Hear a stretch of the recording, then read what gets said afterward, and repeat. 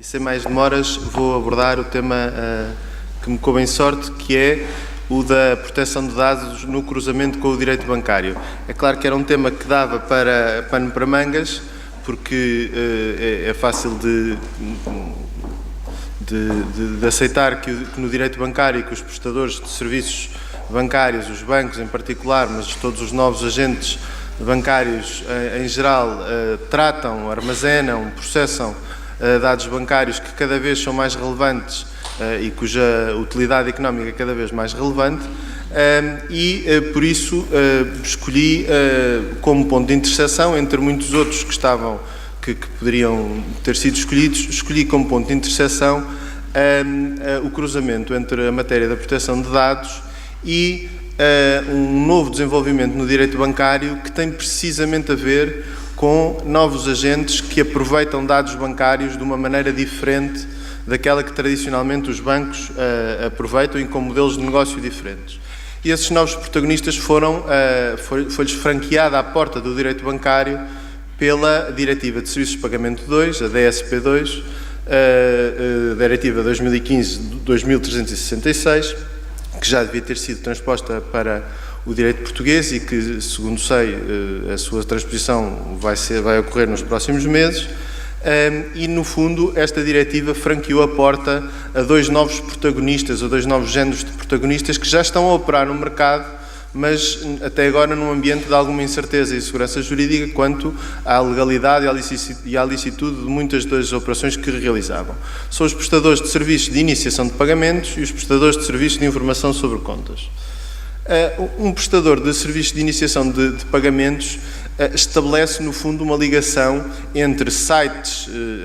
de comerciantes e as contas de pagamento dos utilizadores que são consumidores, interpondo-se entre o utilizador e o seu banco. E, portanto, em suma, aquilo que acontece é que um utilizador, cada um de nós, estabelece uma relação comercial com um destes prestadores de serviços de iniciação de pagamentos, fornecendo-lhes os dados de autenticação da sua conta online. Eles, por outro lado, estabeleceram relações comerciais com comerciantes online, e os comerciantes online passam a disponibilizar como meios de pagamento, ao lado dos meios tradicionais, Visa, Mastercard, passam a disponibilizar este meio de pagamento. Vamos chamar agora TPP, que é a sigla inglesa para Third Party Payment Service Provider. Então, em vez de eu querer pagar com cartão ou querer pagar com PayPal, por exemplo, pago com um dos possíveis TPPs no mercado. E ele o que faz é, como tem acesso à minha conta online, vai à minha conta online, verifica que eu tenho saldo para pagar. Por outro lado, como tem uma relação comercial com o comerciante online, vamos pensar com a Lufthansa, ele gera uma referência de pagamento segundo um protocolo que estabeleceu com a Lufthansa, uma referência de pagamento única, vai ao meu banco online e inicia uma operação de pagamento e, como sabe que existem fundos suficientes, diz à Lufthansa que pode emitir o meu cartão, o meu bilhete de avião. No fundo, para evitar os meios de pagamento tradicionais no mercado, no comércio online, que eram predominantemente cartões de pagamento que tinham custos associados, estes TPPs, no fundo, fazem um bypass ao sistema dos cartões e fazem uma ligação telemática instantânea e imediata entre a minha conta de pagamento e a conta de pagamento do comerciante online. Quanto aos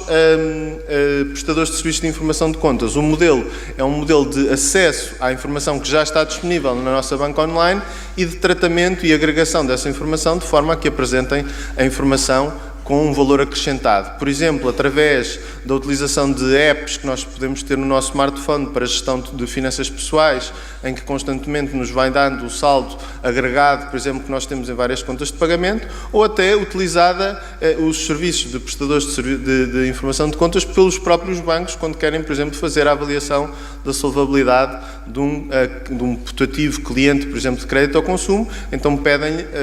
que dê acesso a este TPP, o TPP vai varrer todas as contas bancárias, a informação que existe em todas as contas bancárias de um determinado possível consumidor e candidato de crédito ao consumo e depois dá um credit scoring qualquer baseado nos hábitos de consumo e nos rendimentos e despesas regulares daquele consumidor. Bom, estes novos protagonistas já estão no mercado, portanto isto já se faz no mercado e na União Europeia. A DSP tomou uma opção muito clara, que foi a de permitir que estes novos protagonistas, já que apresentam serviços em relação aos quais os consumidores reconhecem utilidade, então que se franqueiem as portas do mercado bancário. Não se permite que tenham acesso a fundos de clientes e, portanto, estão sujeitos a um regime regulatório muito mais ligeiro, mas o que é certo é que eles podem, e criou-se e estabeleceu-se, reconheceu-se o direito de eles acederem à informação do cliente bancário e, portanto, o legislador reconheceu que a informação que nós temos nas nossas contas bancárias sobre os nossos hábitos de consumo, sobre as nossas operações, é nossa e nós, enquanto cliente bancário, temos direito de exercer a portabilidade neste restrito âmbito do direito bancário. E, portanto, está bom de ver que há aqui um cruzamento entre novos protagonistas para quem a informação é a chave do negócio e a proteção de dados pessoais que é necessário que seja feita. Um dos problemas deste cruzamento é que as linhas do processo legislativo entre o Regulamento Geral e a DSP2, em vez de correrem com alguma interseção em algum dos momentos, correram em paralelo e depois, confessadamente, só no fim é que olharam para o outro e disseram se calhar há aqui uma área de sobreposição que convinha acautelar. Simplesmente, no momento em que se dissesse já era tarde demais e os processos legislativos, ambos que foram muito prolongados e muito conturbados, já eram irreversíveis e, portanto, os conceitos não se casam necessariamente. Então, além do fundamento legal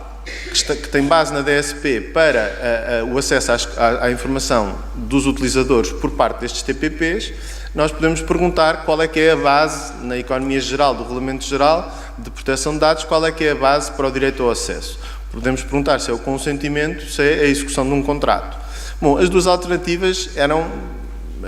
em abstrato possíveis. De facto, por um lado, se um TPP aparece junto do meu banco a querer entrar na banca, no online banking como se fosse eu, é porque eu lhe dei os dados de autenticação. Por outro lado, ele precisa de aceder aos meus dados para prestar um serviço que eu contratei com ele, que é o de agregar a informação ou de iniciar um pagamento. Simplesmente,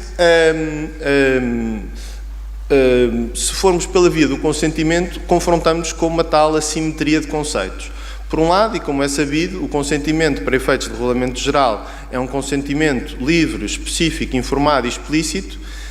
explícito por oposição, e aliás isso resulta dos considerandos e de todos os trabalhos legislativos,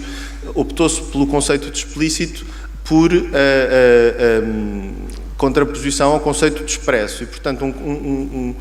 a tradução portuguesa explícito talvez não seja a mais brilhante, precisamente porque aquilo que se quis expressar é que o consentimento tinha que ser não ambíguo, tinha que ser inequívoco. Ora, um consentimento inequívoco não precisa de ser expresso e, portanto, o consentimento para efeitos gerais do Regulamento Geral de Proteção de Dados pode ser um consentimento que resulta de outros momentos declarativos quaisquer,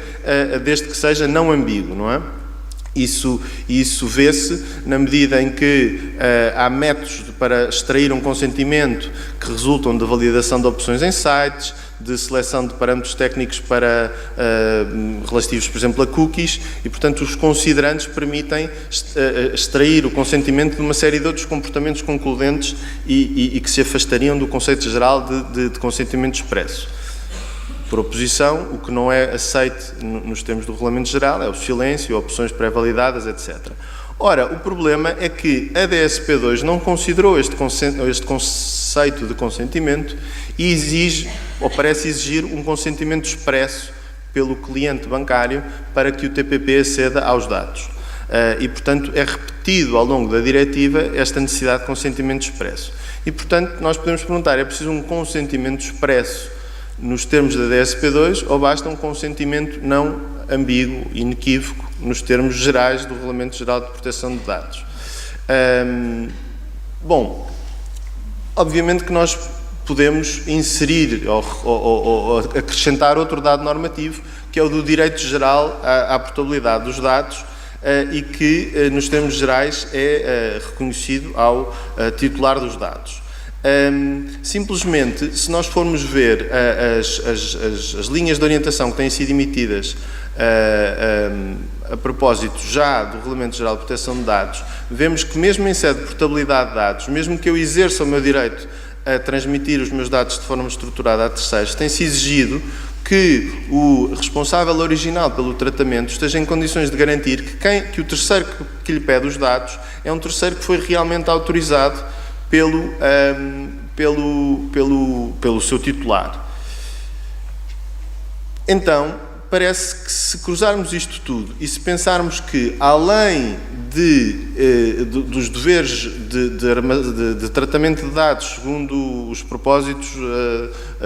estabelecidos ou delimitados pelo contrato bancário, o banco ainda tem que conseguir em cada momento demonstrar que garantiu a sua confidencialidade e que avaliou e verificou a identidade do terceiro no exercício da portabilidade de dados. Então, parece-me que se pode concluir que o consentimento para o acesso por um TPP aos dados que nós temos no nosso banco online deve ser expresso e, portanto, não pode ser extraído do facto de aparecer um TPP com dados de autenticação meus, e isso é, aliás, a única via para nós garantirmos que um banco, uma vez concedido, franqueado o acesso aos dados que lá estão armazenados por um TPP, fica depois em condições de demonstrar que verificou a identidade e que verificou a genuinidade daquele acesso de terceiros. E, portanto, o consentimento expresso, no fundo, a exigência de um consentimento expresso vai marcar uma exigência adicional em relação ao Regulamento Geral de Proteção de Dados. Nós podemos discutir, da ira condendo, não era bom que houvesse o mesmo conceito de consentimento para toda a legislação europeia. Em tese, sim. O que é certo é que a legislação bancária colocou o patamar de exigência de consentimento num escalão mais elevado e percebe-se porquê. Garante que o banco consegue em cada momento demonstrar que verificou a genuinidade daquele acesso por terceiro e, por outro lado, e também muito importante, garante que quando o terceiro acede aos dados, só acede àqueles dados que são realmente necessários para prestar o serviço. O que acontece agora, num ambiente em que há uma grande incerteza jurídica sobre o acesso de dados por TPPs, é que os TPPs varrem os dados todos, chamado screen scrapping. Portanto, eles varrem toda a informação, independentemente da informação ser necessária ou não, para a execução do seu serviço. Isso, obviamente, é contrário ao Regulamento Geral de Proteção de Dados e à DSP2.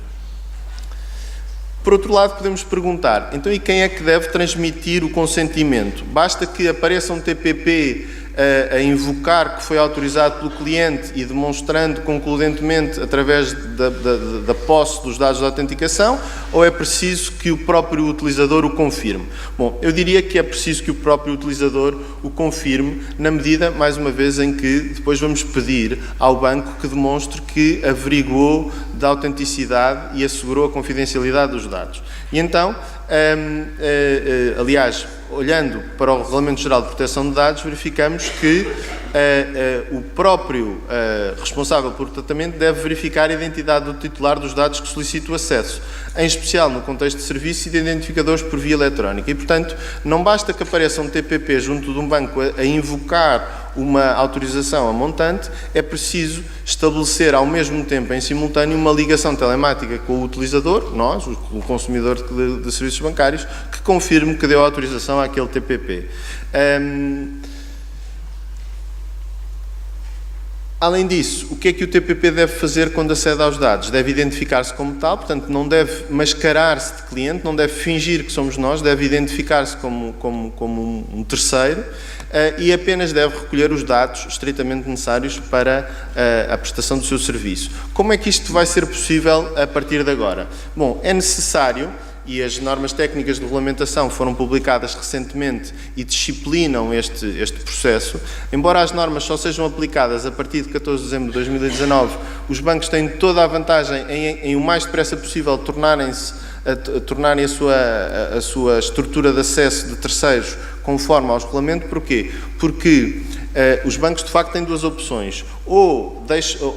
mantêm o interface que têm e que nós conhecemos todos de acesso online, ou criam um novo interface. Qual é que é a vantagem de criar um novo interface dedicado a terceiros? É que não permitem ou impedem que os TPPs varram toda a nossa informação e só acedam à informação que realmente precisam para prestar o serviço, por um lado. Por outro lado, possibilitam que os TPPs, quando acedem à informação, digam: ei, eu sou um TPP, eu não sou o Francisco Mendes Correia, sou alguém que está a agir em nome do Francisco Mendes Correia, e isso permite ao banco variar as regras quando eu acedo diretamente e quando acede um TPP em meu nome, garantir que ao TPP só fornece as informações especificamente necessárias para a prestação do serviço, e conseguem em cada momento depois demonstrar a mim que não dão informações minhas sem a minha autorização. E, portanto, desejavelmente, estes interfaces vão ter que correr em normas abertas e, portanto, através do desenvolvimento que toda a gente pode desenvolver um interface em cima daquelas normas abertas. O que era desejável era que esses interfaces já previssem uma ligação simultânea com o próprio consumidor, para o consumidor poder confirmar: sim, este TPP está a pedir informação ou está a tentar desencadear uma operação e eu autorizei-o para esse efeito. Portanto, e em suma, há uma vantagem em, o mais depressa possível, criar interfaces específicos de acesso à banca online por estes terceiros, para que os sejam restritamente fornecidos, o banco fique com a possibilidade de mostrar que garantiu a confidencialidade dos dados e que a proteção de dados seja garantida em termos gerais. Muito obrigado pela vossa atenção.